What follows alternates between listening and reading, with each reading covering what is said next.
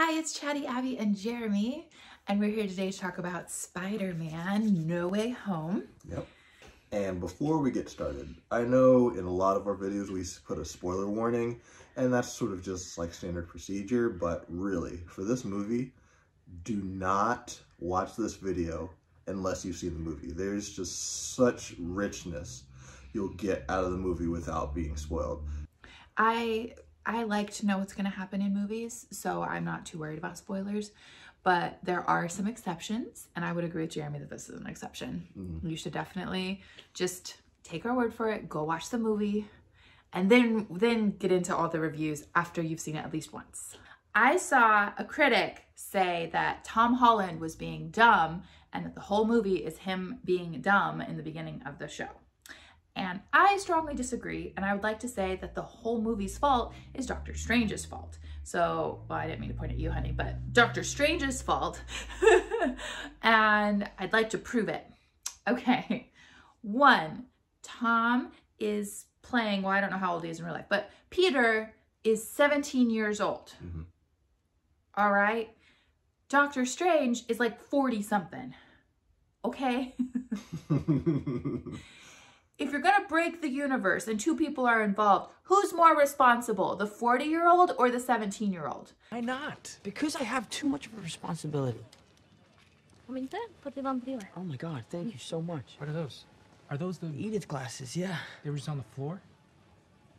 The 40-year-old who looks at the 17-year-old and goes, I can't believe you did this. Or the 17-year-old who goes, oh, I broke the world, and is taking full responsibility. Like, I feel like that shows so much character on Peter's part, and is just so despicable of Doctor Strange. I have a brother who's a little bit older than 17. I think he's turning 19 now, something like that. And if him and I were in a project together and he came up with some harebrained scheme and I went along with it, and my expertise and abilities in casting magical spells broke the universe, I wouldn't look at my baby brother and be like, what were you thinking?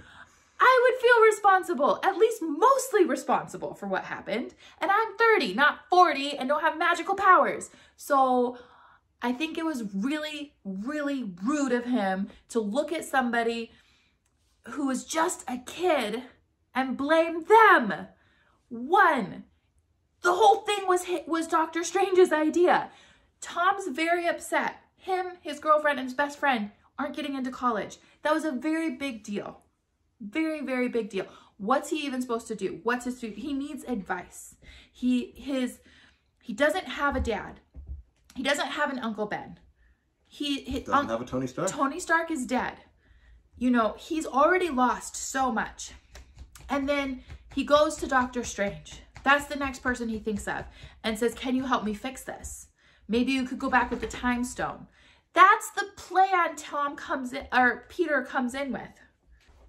So obviously Tom hasn't thought this through. He knows that the time stone is broken and gone. So I think any observant adult could look at this situation and go, look, this kid needs help.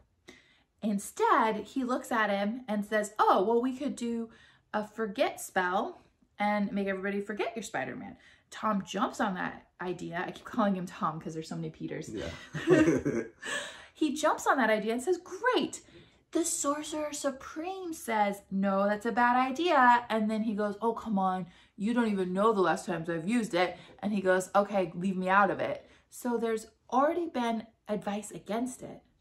There's already, you know, there's so many signs. And then he doesn't just sit down with Tom and say, okay, what exactly do you need? What have you tried yet? How is this going to work? Let's have a plan.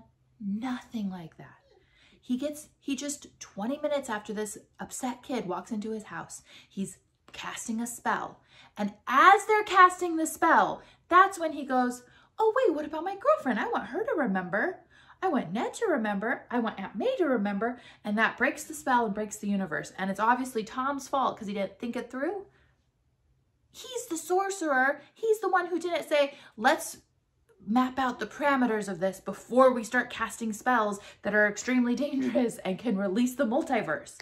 And he thinks more about the fix-it spell when it's like dire, they have more of a conversation then than they do at the beginning of the movie when they break everything.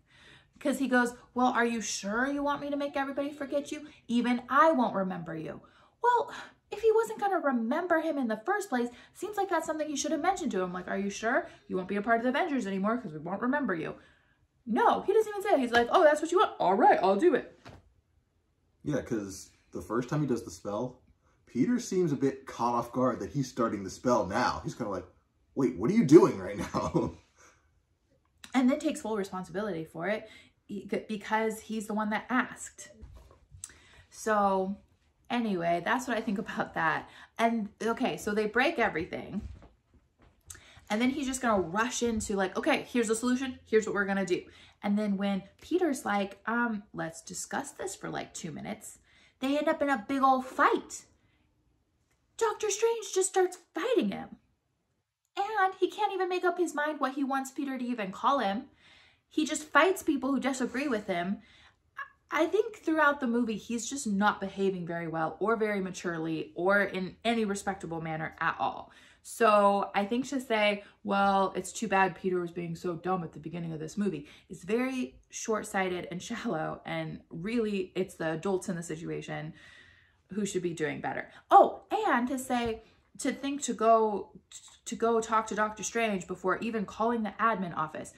Okay, I would never think to call the admin office. If I got a rejection letter, I would just be like, oh, I'm rejected. And it would never even occur to me. I would need somebody else to tell me like, hey, try calling them. And I'd probably have to have like a talk about it to like go, okay, I can do this. Cause it's like, now you're just like putting yourself out there to be rejected again. It's hard.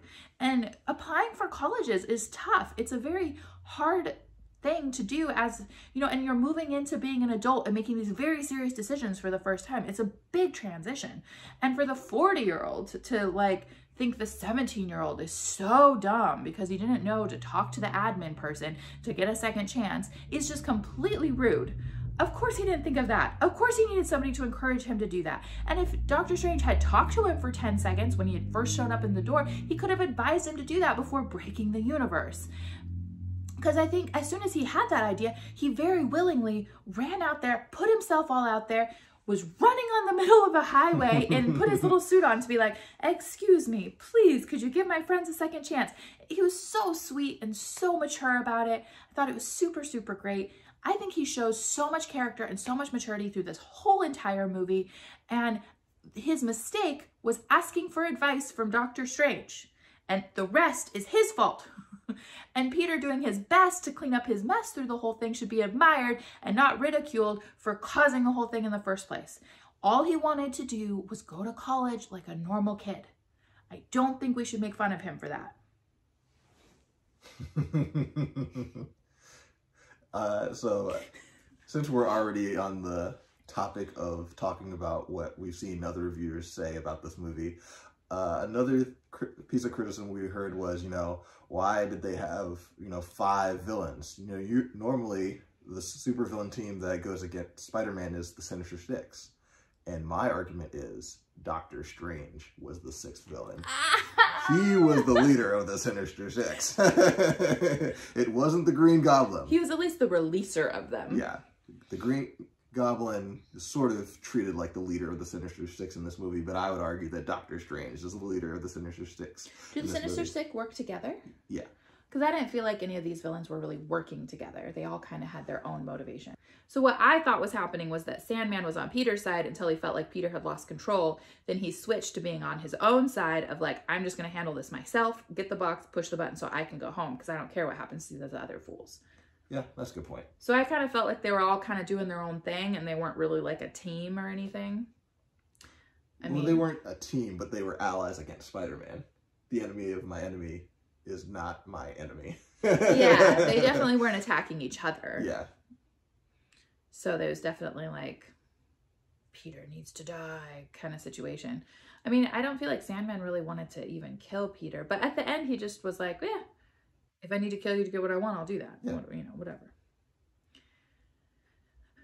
Yeah, I didn't feel like there was too many villains. Some people said that they felt like the middle lagged. I didn't feel like it lagged. I was completely engaged the whole time. I never got distracted thinking, oh, am I hungry? Or, oh, do I even need to go to the bathroom? Like nothing like that. I was like 2.5 hours, I was in it. Some people felt like the beginning lagged a little bit. Like there's too much like setup of like, you know, Aunt May and Happy, and, you know, I thought all of that was great. I loved all of that. So, I felt like the pacing was great, but also I've only seen it once. Maybe after seeing it a few times, I'd be like, oh yeah, they should have cut a little bit, but I mean, people said the same thing about Endgame, and I would say I completely disagree with that too. People just have different tastes. People are engaged at different levels. Yeah. It depends on how big of a fan you are of these characters. Because they're like, if they cut a couple of these villains, it could have gone a little bit faster in the middle. I'm not somebody that needs super fast pacing though either. Like I watch some slower moving shows. A lot of people say that Americans just need like have a ridiculous speed requirement when it comes to movies. And I think that's kind of true. And you kind of see that in some critics where they're just like, it wasn't fast enough. And you're like, seriously? I feel like they put a lot in 2.5 hours and I was totally fine with the pacing. But like Pride and Prejudice is one of my favorite movies. I mean, a lot happens in those 2 hours, but it's definitely not like action packed.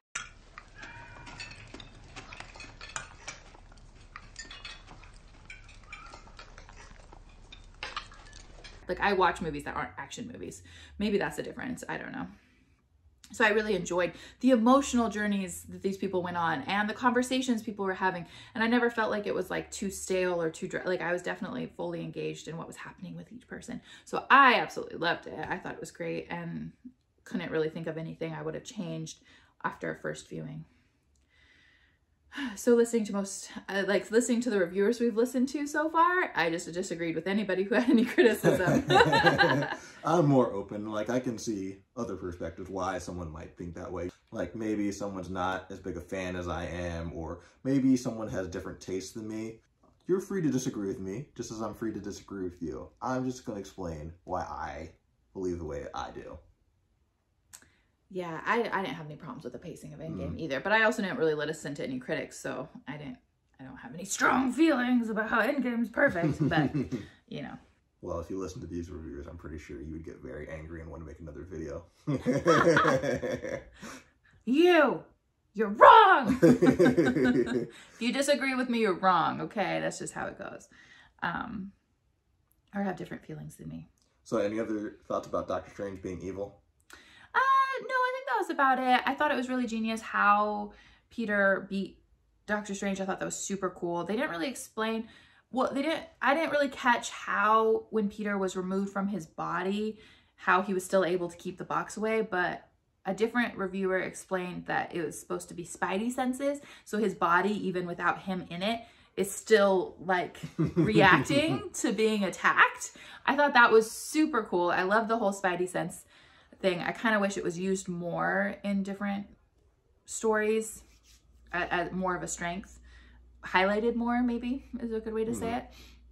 I really liked that fighting Mysterio, he had to use his Spidey senses because everything was such an illusion that he had to use his Spidey senses to determine what was real and what was fake.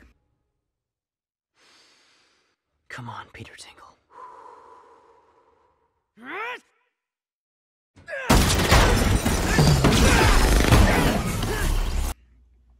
I thought that was super great. I thought that was the best example I had ever seen of him using his Spidey senses, so I really appreciated that. So I enjoyed that Spidey sense thing was there again then, even though at the first watch I didn't catch that that's what was going on. Yeah, so like trapping him in his own little thing and beating him in his little fake world, which the mirror dimension really looked like Inception to me.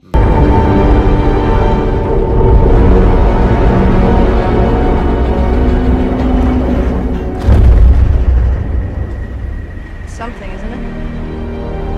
Yes, it is. Going into the mirror dimension and having Inception happen was like super cool for me. I really enjoyed that. He wasn't in much of this movie. No, I mean, I thought it was really cool how they made it so they could keep him out of the movie, because Doctor Strange is kind of too powerful to go against Spider-Man's villains. So, you know, Peter can trap him, but he's not really, he doesn't really have the tools to like beat him or like take him down permanently. And so I think just keeping him out of the fight was a really cool way of involving him in the story, but not having him just show up and his win. own hard-headedness, you know, because it wasn't like, oh, we should release him to have help now. Because as soon as you release him, you know what he's going to do. Because he's already said, this is what I'm going to do. Nobody can even talk to me about it. I'm going to do it immediately. So that definitely brought a level of tension and like, well, we got to get rid of you then if I'm going to do what I think is right. So, yeah, I really enjoyed that. And Spider-Man being able to defeat him that way was super cool. Not like defeat him, but like subdue him. Yeah, for a significant amount of time. I really liked Doctor Strange when I first watched him. So it was kind of fun also to explore Doctor Strange's kind of dark side. He's like, seems angry and jaded that he's not Sorcerer Supreme because of a technicality, because he was gone for 5 years. But then after watching him in this movie, you're like, well, maybe you shouldn't be Sorcerer Supreme because you don't seem very responsible. Yep. So there's that. I really enjoyed the Ned having his cape help save him. And the cape was really fun this time. There's a couple times the cape did a couple different things that were really fun. Taking his ring. Yeah. I mean, it's a 2.5-hour movie and he's in like, what, 15 minutes of it? More or less. So him and his magic definitely make the whole plot work and is definitely very, very important and sets up another Doctor Strange movie apparently. So that's all very exciting. I'm sure we'll be watching that when it comes out and that's going to be good.